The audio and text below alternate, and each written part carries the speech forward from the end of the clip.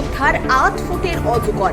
রাজগঞ্জ ব্লকের মান্তাধারী গ্রাম পঞ্চায়েতের মহারাজ ঘাট এলাকার বাসিন্দা গৌতম চক্রবর্তী বাবুর মুরগির খোয়ারে ভোর রাতে ঢুকে পড়ে 8 ফুটের অজগর সাপ।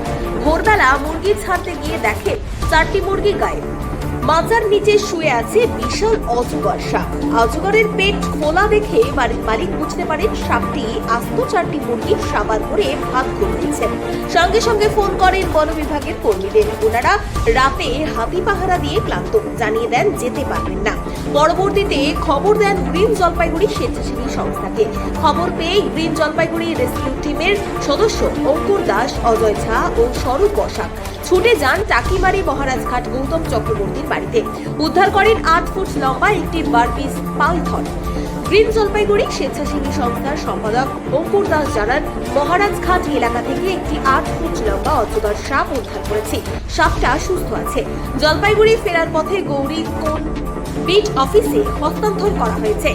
গৌতম চক্রবর্তী বাবুর বাড়ি ফরেস্ট লাগোয়া হওয়ার কারণে মাঝে মধ্যে ওই বাড়িতে অজগর সহ বিভিন্ন সাপ ঢুকে পড়ে। ওনাদের বাড়িতে গত 3 থেকে 4টি অজগর উদ্ধার হয়েছে।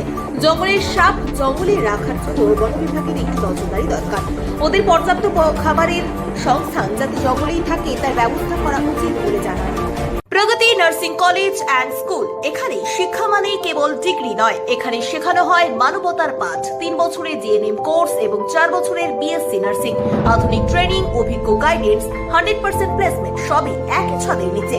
ঠিকানা রানীডাঙ্গা, কালারাম, শিলিগুড়ি।